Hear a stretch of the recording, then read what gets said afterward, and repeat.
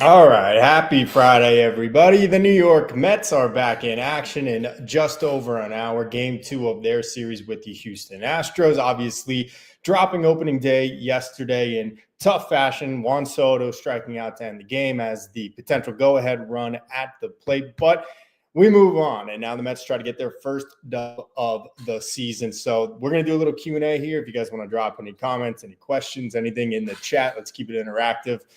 Be sure to like, subscribe, of course. I'm trying to do post-game shows, pre-game shows, and series recaps throughout the season. So obviously yesterday was a bit of a bummer for the offense. Clay Holmes didn't have his best stuff on the mound, but nonetheless, it's only one loss. We're only 0-1. So one game back in the NL East standings. That's it. Hopefully they'll bounce back today. So let's preview game 2 here now over at Daikin Park in Houston. The name, again, just absolutely terrible. We got Tylor Megill on the mound facing off against Jake Brown. We'll get more on him later. But first, let's start with Tylor Megill. So Megill had a really strong ending to his 2024 season, carried the team in September with some tremendous starts to bring him into that playoff race, or at least keep them in that playoff race, and is really coming off a bounce back kind of season for him compared to what we saw out of him in 2023. For his career, Megill has a 9.39 ERA against the Houston Astros in 2 starts. First start came in 2023. He had 4 earned runs in 2 1/3 innings pitched, 4 hits, and 4 walks. But last year in June, he gave up 4 runs in 5 1/3 innings to the Astros, including 5 hits and 3 walks. Jake Myers went 2 for 4 in that game, including a home run. So let's take a look at Houston's lineup for tonight. Pull it up here. If you give me just a second, I'm still working. There we go. Look at that without a hitch. Jose Altuve in his career against Tylor Megill, 0 for 5 hitless with 2 walks against Tylor Megill. Then you have Isaac Paredes, or as I like to say, Isaac Paredes, hitless in 2 at-bats versus Tylor Megill. Yordan Alvarez, always a threat against any pitcher in Major League Baseball. He's 2 for 3, including a walk against Megill in his career. Christian Walker, 1 for 3, including a home run. That came in 2022 off of Megill. Yandy Diaz, no career at-bats against Megill. Jeremy Pena's 1 for 3, including a double and a walk. That came last year. Brendan Rodgers has no career at-bats against Megill. Cam Smith just made his debut yesterday, so obviously he doesn't have any at-bats against Tylor Megill. And then Jake Myers, like I mentioned, a home run off of him last year. That's the only time he's faced him, so 2 for 3 with a bomb against him. So the keys for me, at least to Megill, is to limit the walks. We saw in both these starts against the Astros, and it was last year and the year before that, he gave up 4 walks, and that's always been the bugaboo for Tylor Megill. If he can find the strike zone, if he can limit the free passes, usually things go well. It's when he doesn't that things start to unravel on him. He definitely made a point of doing that last year, the lowest walk rate of his career in 2024. So hopefully that will carry over now into 2025. Had an okay spring training. He definitely did suffer a little bit with free passes, struggled with that. So hopefully he got that out of his system and just was working the kinks out in spring training. But that's the biggest key for me, is for Megill to limit the walks to the Astros. And another thing that I'd like to see him do, keep this game close, especially early on. Yesterday, obviously, the Mets bats kind of just sleptwalked through those middle innings from basically the 7th until the 8th inning when they finally got some runners in scoring position again. It was kind of a tough loss yesterday. I don't think the Mets are taking it as personally as maybe some of the fans are, just because of the pop and circumstance of Juan Soto striking out as the potential game-winning run at home plate.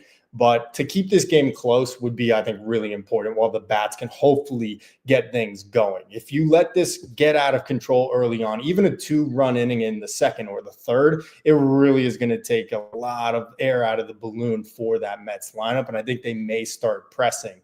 And so hopefully Megill can at least go into the 5th without giving up any runs.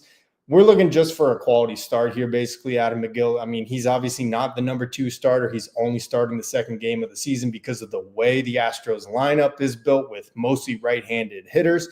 So we're just hoping to get 5-6 strong from him, 2 to 3 runs. But I do think it's key that Megill doesn't falter super early in this game and just let those bats kind of warm up a little bit, because yesterday it seemed like some of the guys were pressing. If they can come out, score a couple runs, hopefully Megill can keep a lead and let it hold up at least until he exits the game. And from there, he's done his job. So there's the pitching matchup and the lineup for the Astros tonight. Now let's move over to the Mets lineup. But first, we're going to talk about Hunter Brown, who is starting for the Astros tonight. So Brown debuted in 2022, throwing 20 innings of really spectacular ball. He was a starter and a reliever, made 2 starts and 5 relief appearances on the way to the Astros World Series victory that year. He was the top prospect in the Astros system entering the 2023 season. But he made 29 starts that year, and things did not go so well for him. He had an ERA over 5 in 2023. But in 2024, made 30 starts and actually had a bounce-back season, a 3.5 ERA. So maybe finally put it all together and figured it out. He's got a 6-pitch mix, a 4-seamer that gets up to 96 miles per hour, a sinker, cutter, changeup, knuckle curve, and a slider. That sinker is one of his best out pitches. If you look at Baseball Savant, it's in the red. I mean, it's one of his best pitches and one of the best in all of baseball, considering all starting pitchers and relievers as far as getting people out with it. So another guy that's going to look to get ground balls just like Framber Valdez does and did yesterday to the Mets. He has 1 career start versus us in June of 2023, and the Mets actually walloped the Astros that afternoon, an 11-1 victory. Brown gave up 6 runs in 5 2/3, including 2 homers. One of them coming to a guy that is in the Mets lineup today, Francisco Lindor, and one of them who is definitely not in the Mets lineup today, thank God, Daniel Vogelbach. So today's lineup, Francisco Lindor, that home run, it was a 3-run shot in 2023, the only hit that he has in 3 at-bats against Brown. Juan Soto is 1 for 2 with a double in 5 plate appearances. Pete Alonso hitless in 3 career at-bats. Mark Vientos has no career plate appearances against Brown. Brandon Nimmo also hitless, including 2 strikeouts versus him. Jesse Winker is 1 for 2 in 3 plate appearances. Tyrone Taylor, no career at-bats. Brett Beatty is 1 for 3. And Luis Torrens has never faced Brown either. So a lineup that doesn't have a whole lot of experience against Brown, a guy that's coming off a really solid bounce-back year. He has the top prospect pedigree. He's still young. He's got a pretty high-velocity fastball, really good sinker, and 4 other pitches that are mixed in really well into his repertoire. So it could be a tough afternoon for the Mets lineup, as long as they can just attack pitches, hunt good ones, and just be looking to put the ball in the air, which is tough to do against a guy like this who's trying to get those ground ball outs. But for me, the key is going to be the Mets need to attack early, try to get some base runners on and move them over, try to get them in. That's really the name of the game. We know that, keeping it simple. The Mets just couldn't string enough hits and base runners together yesterday. So hopefully they'll be able to do that. Just like I want Tylor Megill to be able to string a couple of scoreless innings early in this game. I'd love to see the Mets bats come out and just pounce on Brown, score a couple of runs here, and maybe let Megill settle in, but also let the offense say, like, hey, we got this. We're a good lineup. We know it. Yesterday, we faced a really great pitcher, and he shut us down. You got to tip your cap. And then we ended up facing one of the best closers of this generation in Josh Hader. So it was not easy sledding it all for the Mets lineup yesterday. So hopefully they can score some runs early in this game and kind of take that sigh of relief and just know who they are and just do what they should be doing. As far as the Juan Soto at bat yesterday, it's been completely overblown. Obviously, look, all fans are trying to tease the Mets and, our fans and make us look like fools and the whole $800 million for it. Look, the guy had a great day. He was on base 3 out of 5 times. I mean, he had a 600 on base percentage yesterday. It's exactly what you want out of your guy that you just paid that money for. He had the single, he had 2 walks. He popped out, and then, of course, he had the strikeout to end the game. It was frustrating, no doubt about it. But, look, here's the thing. If Soto would have walked, he would have been given grief too. Everybody would have been saying, oh, Green doesn't want to take a hack in a big spot in the game. He's leaving it up to Pete Alonso. So no matter what Soto does, he's always going to be catching flack from other fan bases.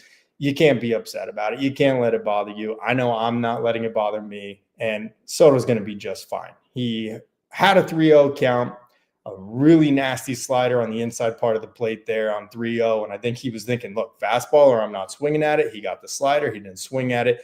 Then he got that pitch up on the hands that kind of one of the holes in his swing, you could say, about Juan Soto, but came up empty.